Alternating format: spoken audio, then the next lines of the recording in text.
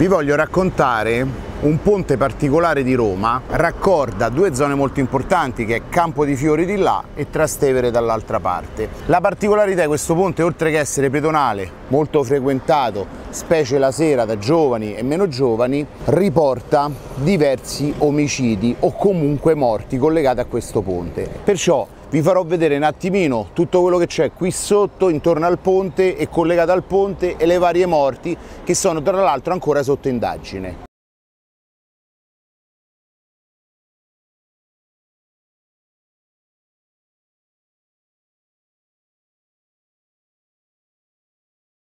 Quasi in corrispondenza di ogni ponte, dico quasi perché alcuni non ce l'hanno, c'è la strada per scendere, la scala, come in questo caso, e permette sia da una parte che dall'altra, perché poi le due corsie del Tevere sono divise dal fiume, perciò o scendete da una parte o scendete dall'altra e andate sotto. Questa parte dove scendiamo noi è la parte meno battuta, quella più pericolosa, lo vedete anche un po' dal degrado, dall'abbandono che c'è dal punto di vista scalinata. Quella dall'altra parte invece è la parte molto battuta, come vedete addirittura tutte le estati ci sono manifestazioni specifiche con bar, giostre, venditori eccetera eccetera che stanno lì tutta l'estate. E qui tra puzza di urina, feci varie eccetera diventa anche un po' un bagno pubblico, una discarica. Adesso devo stare pure attento dove metto i piedi perché è una cosa veramente terribile, la puzza e lo sporco. Vetri ovunque perché scocciano i vetri la sera. Perché questa zona diventa una zona dove succedono le cose? Perché spessissimo Piazza Trilussa, Ponte Sisto e tutta la parte qui è anche una zona di movida e come tale alcol, sostanze, divertimento eccetera non fa altro che far degenerare la situazione qua. Qui mediamente una volta l'anno c'è un omicidio. L'ultimo, il più recente, risale al 2021. In realtà ci sono dei morti che sono caduti. Da qui si sostiene perlomeno questo. L'ultimo del 2023 è stato ritrovato a Ponte Galeria, molto giù in fondo, ma si dice si è citato da qui.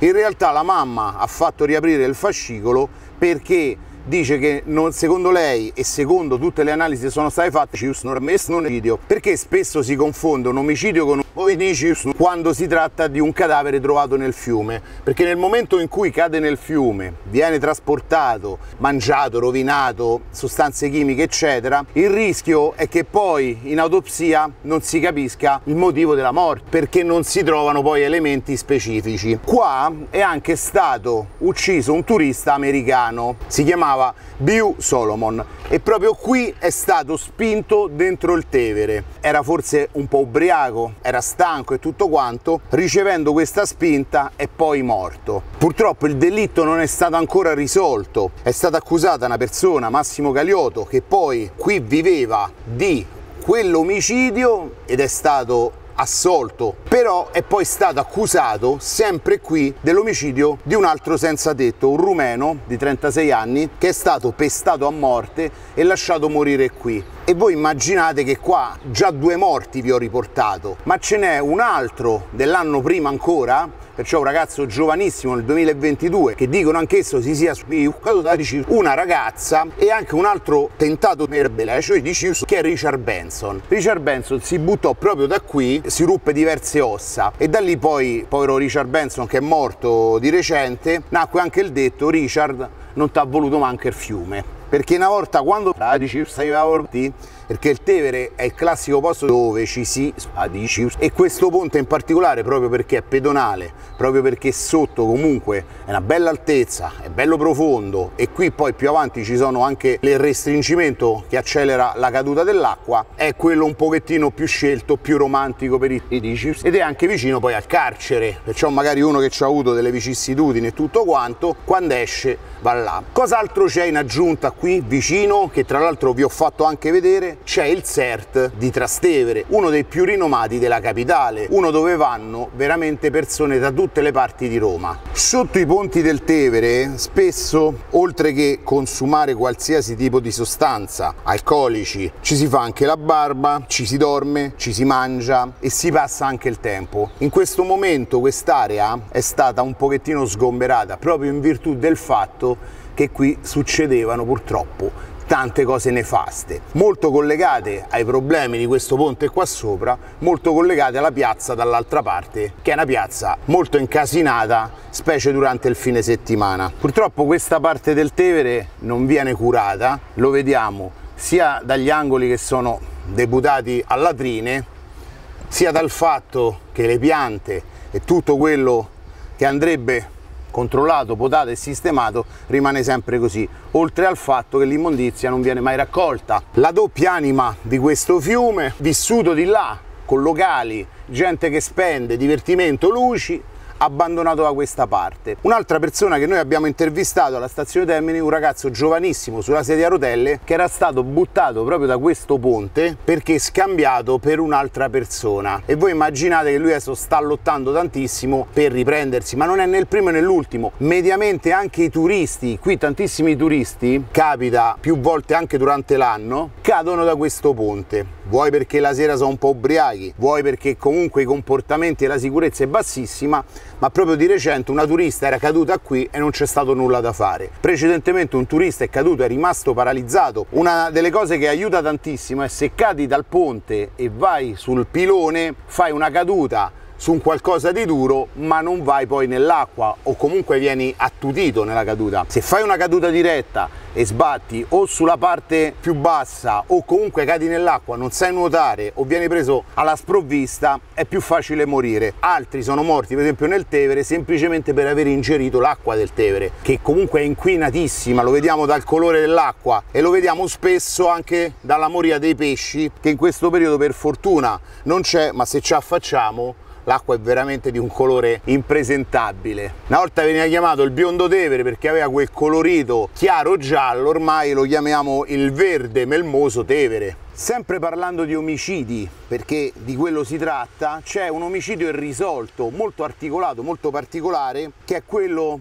del fotografo dei VIP, tale Lopresti, che è stato ucciso più avanti a Lungotevere Testaccio con un colpo in testa e lì lasciato. Non si ha movente di questo omicidio. All'inizio si era pensato di uno scambio di persona, poi lo hanno associato al tipo di lavoro che faceva, cioè fotografava VIP, poteva magari aver fotografato la persona sbagliata nel momento sbagliato, e tanti altri pensavano a un regolamento di conti, sia di soldi che sentimentale. A oggi, dopo tanti anni, non c'è ancora una soluzione a questo caso, ma non c'è neanche, secondo me, una pista di partenza. Ed è un classico perché il Tevere, dal punto di vista degli omicidi, è stato sempre uno di quei luoghi franchi, perché come vedete si sta nel centro di Roma, ma in questo momento siamo da soli. Noi qui, nell'arco di 100 metri di qua e 100-200 metri di là, non vedo una persona. È proprio il posto dove poter fare qualsiasi atto ed essere visto difficilmente, perché qua sopra è vero che ti puoi affacciare, ma è anche vero che la maggior parte della gente passa in macchina, quei pochi che camminano col caldo difficilmente si affacciano, e tu qua puoi fare un po' come vuoi. Qui è possibile trovare le famose scritte della strada. Sono quelle scritte dove qualcuno denuncia qualcosa che non è stata neanche presa in considerazione. E prima vi parlavo di Massimo Galiotto, che è collegato sia alla morte di Solomon, lo studente americano, ma anche alla morte di un clochard rumeno che è morto di recente massacrato, per il quale è accusato di omicidio. Qui rischiano di morire, assassino,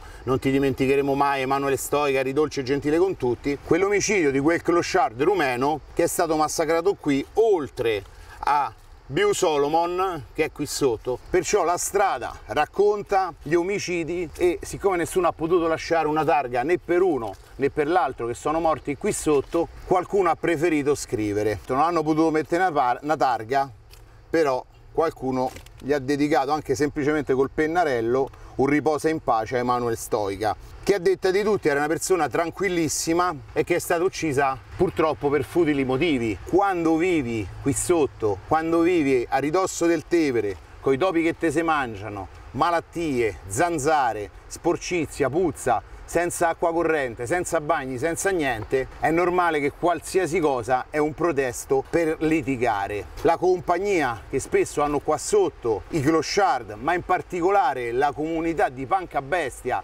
perché Massimo Galeotto non era un vero e proprio clochard, cioè non era uno che si era ritrovato in povertà, ma era uno che aveva scelto la vita del Pancabestia, cioè il punk che sta lì con i cani, che vive sotto un ponte e che purtroppo vive anche di reati, di cose molto problematiche che poi portano a questo. Il Tevere è molto turistico, ci sono battelli che vanno avanti e indietro per il Tevere e hanno diverse fermate, permettono anche di essere usati più volte durante la giornata per scendere nei punti strategici, visitarli e poi risalire tutto attraverso il Tevere. Qual è la comodità? Intanto stai sul fiume e la seconda cosa, non hai il traffico delle strade, che adesso sicuramente è meno visto il periodo caldo, però in ogni caso è proprio un'altra storia. E qualche turista ogni tanto si intravede, guardate, adesso noi è mezz'ora che camminiamo, ne abbiamo visti due turisti sprovveduti che non sanno che qua sotto possono fare brutti incontri. In questo momento per fortuna loro non c'è nessuno, però vi garantisco che certi momenti